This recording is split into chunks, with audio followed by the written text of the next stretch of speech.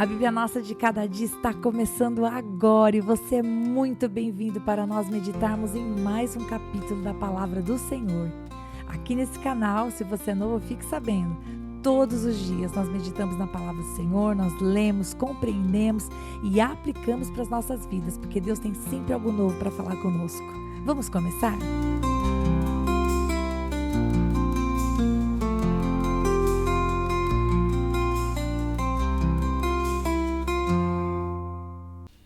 Hoje nós vamos comentar, nós vamos meditar no capítulo 41 do livro de Gênesis. E o verso 1 nos diz que 2 anos completos haviam passado. Sim, por 2 anos José estava na prisão, na casa do comandante da guarda, dia após dia, preso por algo que ele não fez. Imagina só que terrível você ficar ali injustiçado, você está em uma situação em que você está sendo punido por algo que você não fez, ninguém acredita em você, não há nem diálogo. E como é que José estava? Veremos que o coração dele ainda estava com Deus. E as dificuldades ao redor dele não mudaram quem José era.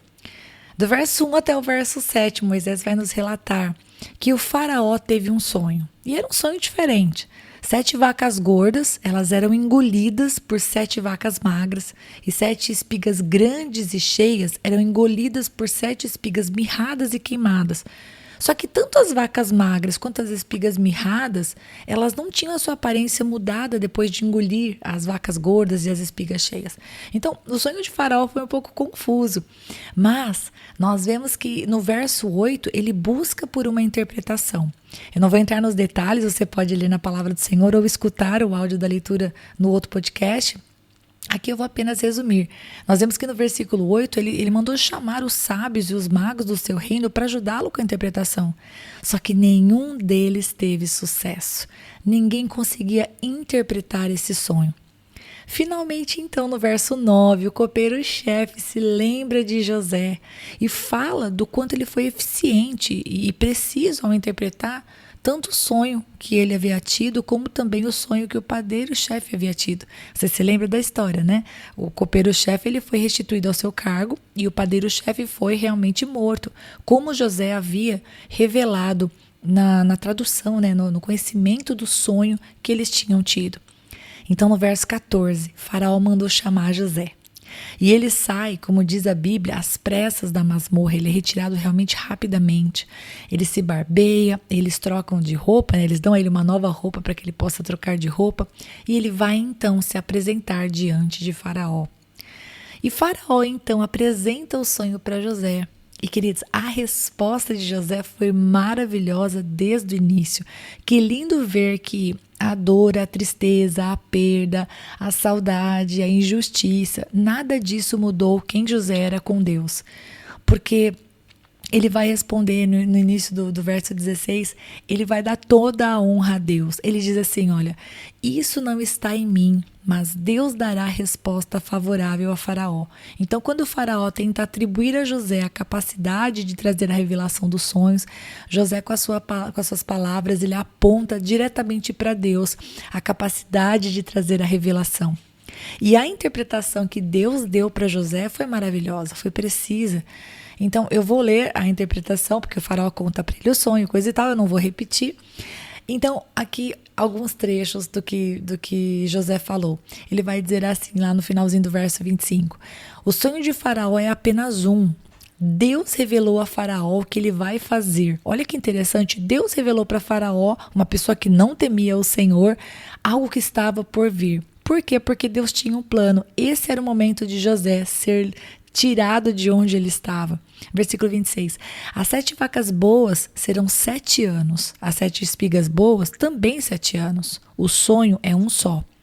As 7 vacas magras e feias que subiam após as primeiras serão 7 anos, bem como as 7 espigas mirradas e queimadas pelo vento leste serão 7 anos de fome.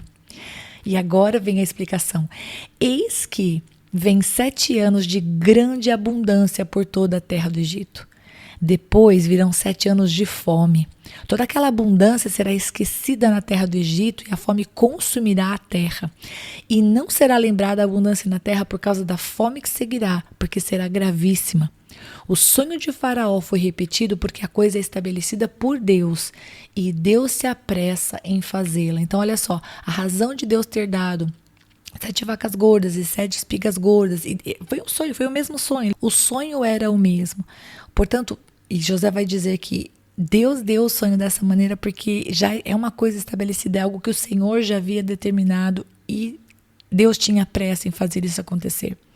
E olha só o que José faz na sequência, porque José ele não trouxe apenas a revelação, né? Olha, vim aqui, revelei o que o Senhor tinha para dizer e eu vou voltar lá para a masmorra. Mas ele traz o combo completo. Ele vai dizer, olha, esta revelação e eu tenho aqui para você um bom conselho, eu tenho aqui para você uma direção. E do versículo 33 ao verso 36, nós vemos um José recém-saído da masmorra, né, tendo vivido ali 2 anos de sofrimento naquele cárcere, ok, que ele tivesse alcançado o favor do carcereiro e ele estivesse cuidando das coisas, mas aquilo ainda era uma masmorra, né, queridos? Ele estava ali há 2 anos injustamente posto e passando por uma situação difícil. Então, aqui nós vemos um José que parece que nem estava passando por todo o sofrimento. Ele vem e ele traz uma boa ideia, uma boa ideia.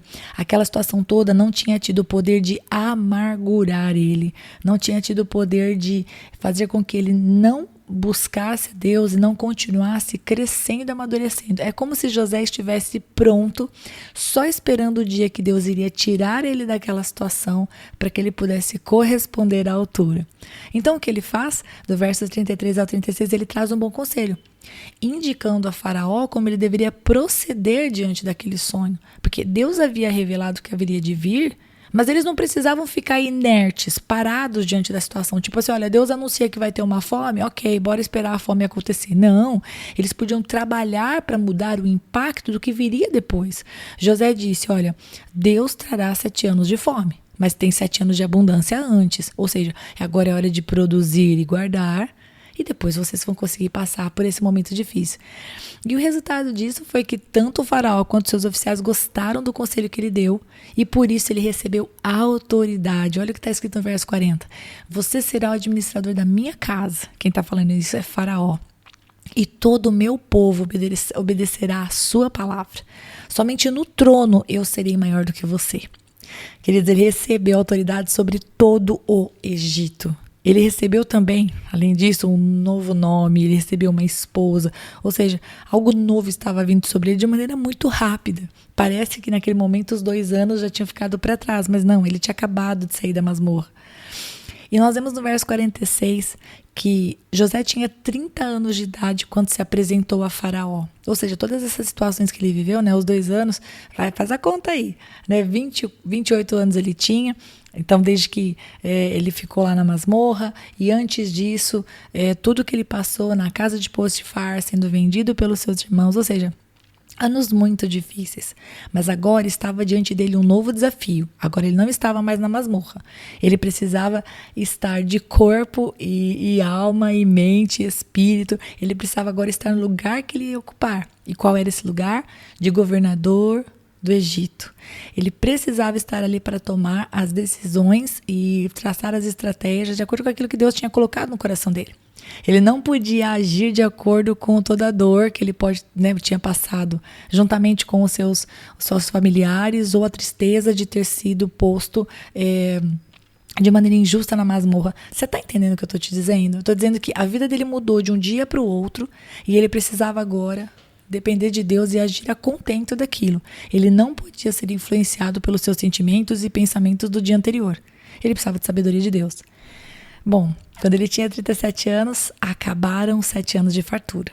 Durante esse período de abundância, ele teve 2 filhos. Acho legal mencionar isso, que Manassés e Efraim aparecem aí durante esses 7 anos de abundância. E então, eles começaram os anos de fome, como José havia previsto, e é o que nós vamos ver a partir do verso 54. Quando o povo começou a sentir fome, a fome começou a bater todo o Egito e a região, o faraó disse que eles deveriam procurar por José, ou seja, durante esses 7 anos, José agiu de maneira sábia, cada vez mais alcançando a confiança do faraó e realmente estabelecido naquela posição que Deus havia dado a ele. Então ele começou a vender cereais, e não apenas o Egito se beneficiou disso, mas também as terras ao redor do Egito, porque conforme a fome ia chegando, eles iam comprar os grãos, comprar de José. E assim acaba o capítulo. E parece que os dias de tristeza haviam terminado para José. Agora ele tinha a sua honra restabelecida, Deus o tinha posto em um cargo de autoridade, ele tinha uma esposa, ele tinha filhos. O que mais que José podia querer? O que mais que José podia esperar? Nós veremos que Deus vai mexer no passado dele nos próximos capítulos e que o sonho que ele teve na juventude estava prestes a se cumprir. Só que isso aí é assunto para o próximo capítulo. Vamos aplicar esse capítulo para nós. Bom, lá no verso 16 tem algo que me chama atenção e eu gostaria de comentar. Se você reconhece que tudo que você tem, que você é, o que você pode fazer só é possível por causa de Deus, eu queria te convidar a fazer igual José fez. Quando foram falar para ele, olha, então, você interpreta os sonhos, coisa e tal, ele disse, olha, Deus pode dar a revelação, o Senhor pode trazer para você, Deus pode fazer. Ele apontou totalmente para Deus a glória, a honra e a capacidade de realizar. Então eu acho que eu aplicaria para as nossas vidas dessa maneira. Se você concorda com José e comigo, de que tudo que temos, fazemos e podemos de alguma maneira trazer à existência é dele, por ele e por meio dele, você deve falar isso. Você sempre deve dizer, quando alguém falar, puxa vida, que legal que você fez, você deve dizer, nossa, graças a Deus eu conseguia fazer. Nossa, olha, glória a Deus que isso deu certo. Ai, nossa, mas você é muito bom nisso. Olha, graças a Deus eu tive a condição de fazer tal curso, tal faculdade, tal formação. Nossa, mas você passou a noite toda para poder realizar isso. Nossa, graças a Deus o Senhor me deu forças para passar a noite. Você está entendendo? Verbalize com as suas palavras a graça de Deus, de que se você fez o que fez e se deu certo, é porque Deus foi a mão conduzindo você por esse caminho, para que toda a honra seja dele, toda a glória seja dele em tudo que você for bem sucedido na sua vida. E eu acho que eu gostaria de aplicar uma outra situação. Nós não temos como mudar algumas situações que se impõem às nossas vidas, mas nós podemos com certeza decidir responder a elas da maneira sábia, da maneira prudente e não de uma maneira emocional ou desesperada. José foi se apresentar diante do faraó, sua barba foi cortada, suas roupas foram trocadas e ele estava pronto em Deus. Ele definitivamente não tinha como sair daquele cárcere, porque quando ele pediu ajuda para o copeiro se esqueceu dele. Mas aqui nós vemos que, apesar da passagem do tempo, ele não se tornou o resultado, o fruto das circunstâncias que estavam ao redor. Então eu acho que nós temos que falar com o Espírito Santo hoje e perguntar, Senhor, eu tenho sido uma pessoa amarga porque o meu redor, o meu entorno é amargo? Senhor, eu tenho sido uma pessoa que tem sido cada vez menos ousada, eu estou cada vez mais medrosa porque eu tive alguns insucessos na minha vida e eu estou me acostumando a não tentar coisas novas porque eu tenho medo de me frustrar. Senhor, eu já fui traída na confiança em relação às pessoas. Será que eu tenho me tornado uma pessoa que faz cada vez menos conexões, pessoais, tipo amizades ou no trabalho? Será que eu tenho cada vez mais me fechado para que eu não venha a sofrer de novo a dor de ser traído na minha confiança? Eu faço esses questionamentos para vocês, queridos, porque é muito fácil eu e você, a gente não depender de Deus até mesmo nessas coisas. A gente fica baseando as nossas vidas e as nossas decisões no medo, nas situações do passado, nas situações do nosso entorno. E veja bem, olha o que a gente aprende com José. O cara ficou preso 2 anos, pelo menos 2 anos, por uma situação que ele era inocente. Ele foi vendido pelos irmãos. Deus não libertou ele. Deus podia fazer ele fugir dos ismaelitas no meio do caminho e voltar para a casa de Jacó e contar tudo para o pai dele. Deus não permitiu isso. Deus poderia ter feito com que, quando aquela mulher lá do comandante começou a contar lorota, começou a contar mentira, toda a situação fosse desfeita e fosse provado que José era inocente. Deus não fez isso.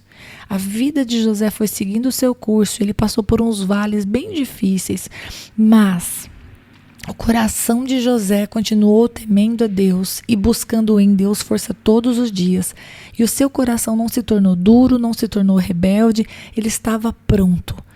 Era como, eu acho que essa é a lição para nós. Nós precisamos estar prontos diante de Deus todos os dias. A gente não pode deixar as situações do passado comandarem o nosso presente e determinarem o nosso futuro. A gente não pode deixar as amarguras, as decepções, os medos.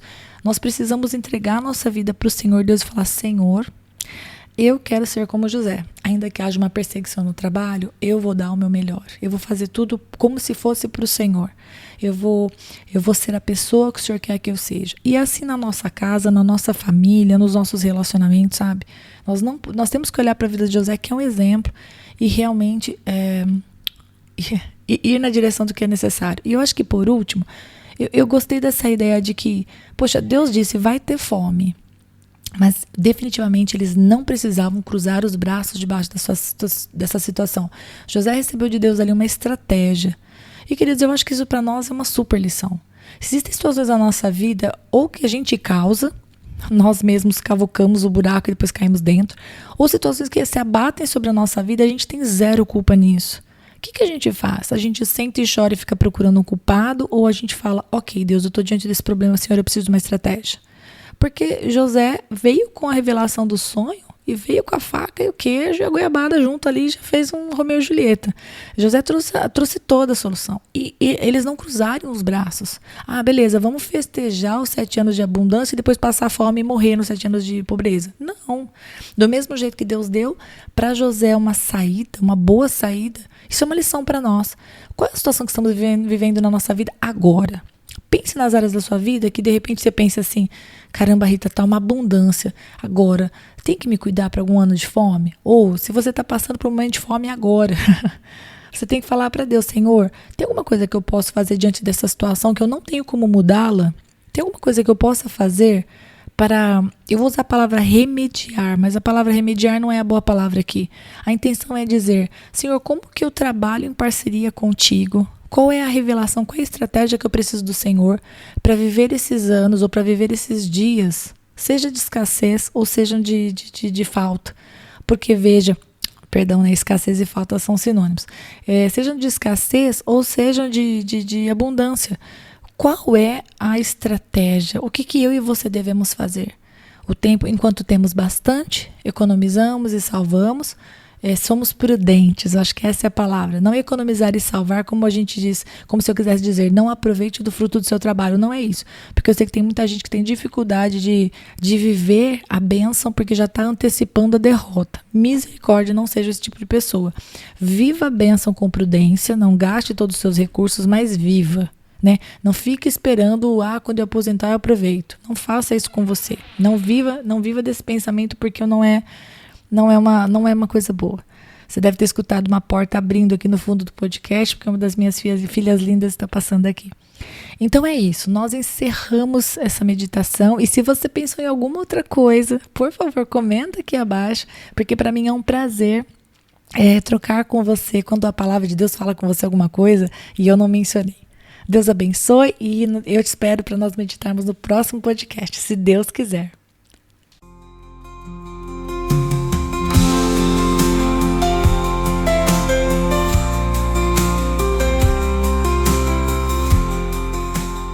Se você ficou até agora, não vai embora não. Agora é hora de você curtir, comentar, compartilhar esta palavra, porque se ela abençoou você, ela pode abençoar outra pessoa também. E lógico, se inscreva no canal, ative o sininho, assim você não perde os próximos episódios. Deus te abençoe e até lá!